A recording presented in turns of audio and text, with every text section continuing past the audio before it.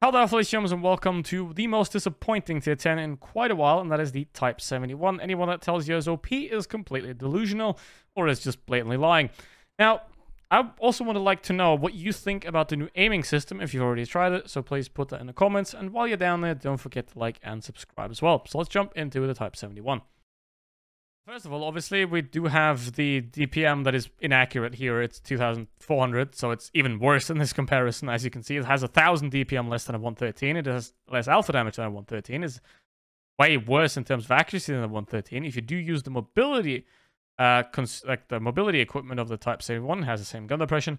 It's still not as fast though. Even if you use the mobility thing on a Type 71, you're still slower with the same gun depression, with less alpha damage, with less DPM.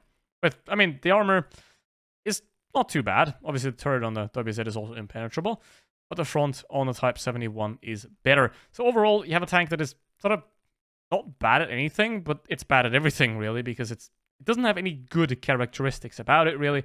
The best thing that you can essentially do is sort of use the extra gun depression. You get 9 degrees here, and then it sort of has like a bad Kronwagen build, where you sit in a corner on a hold-down spot and hope that the enemy is going to allow you enough time to use your abysmal DPM and your abysmal alpha damage for this type of DPM to actually do some damage. So, overall, it's not a really good tank. If I would have to recommend a vehicle here, get the 113, get the IS-7, even get a Super Conqueror, get a Chieftain. Even a 260 is going to probably do better in some scenarios. Obviously, it doesn't have quite the armor. But let's have a look at the armor next, because that's kind of the only redeeming factor of this vehicle. The armor of this tank is pretty good. There is one big downside, though, and it's big. And obviously, it's going to be very easy to hit this vehicle from the side, so absolutely no problem to pin it there. And also, the angles on the side, there's not really any, so you're going to be able to pin this a long way along the angle. Side scraping, I mean, you can side scrape it a bit, obviously, as you can see here. But if you want to peek, you have this plate here, which can be pinned. So you can side scrape, but you can't peek while side scraping, because then if the enemy does know what they're doing, you're going to get shot. Lower plate's a weak spot, like on any tank. It's pretty thick, though, so some tanks, some tier 9s are going to have to use premium ammo, but it is pinnable. Same with the upper plate. Some heat, tier 10 heat, is going to go straight through. So, you know, it's good at reducing damage, but it is not very good at blocking damage. So there's something. Also, you have a cupola, and if you do use your 9 degrees of gun depression, which it can have with the equipment, obviously this model is a bit wrong, then it is going to work out quite well, but you still have the cupola on top. So overall, it's just really. That's the best way to describe it. So here we go with this mediocre disappointment. I mean, there are going to be a lot. There are going to be a lot of these vehicles in the game, in the matchmaker, because obviously everyone wants to try it out, and some people, obviously some of you are gonna enjoy it, right? That's just how it goes, but it still remains a very bad vehicle. Probably one of the top 10 worst tier 10s in the game, really.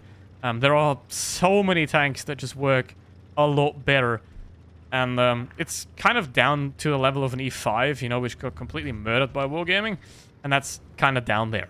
That's where this vehicle is, because there isn't really that much difference. I mean, the E5 is a lot more compact, so I would actually prefer the E5 over this one as well, even though the E5 got completely nerfed into the ground.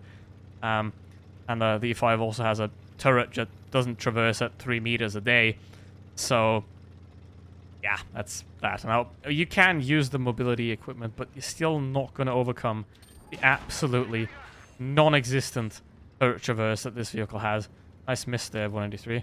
I'm going to go up here. Try to take over, kind of. Would be nice if our mediums would actually move forward, so we can secure this position a lot more. That would be okay. Shot at him. Now, obviously, the way this tank works best is basically you sit in a corner, you hope no one shoots at you, and then you get some damage. I mean, the accuracy is just not great either. So, you know, there's better ones. A 113 has 0.31. This has 0.34, so not great either.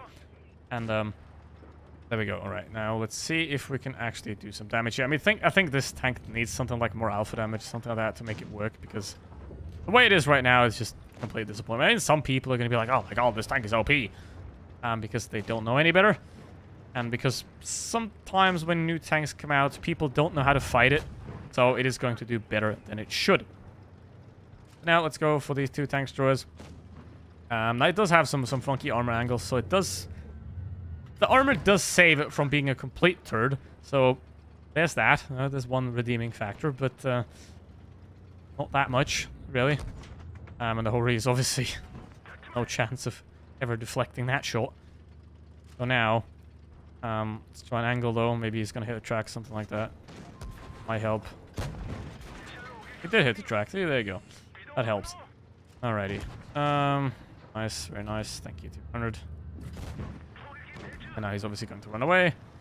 Maybe I'll get one more shot on the 268 or something like that, but probably not because the Hori is going to go at him. There we go.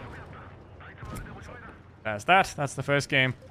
Not really impressive. It's just a boring tank that's not really worth it, and I definitely wouldn't recommend grinding it to anyone. Alright, here we go again. Now, obviously, you don't want to put this damn thing in a city because it's long as hell, and that's not great. So I would just go, you know, take the gun depression, 9 degrees, that's good. Play it like a Kronvang, you'll get something out of it pretty much.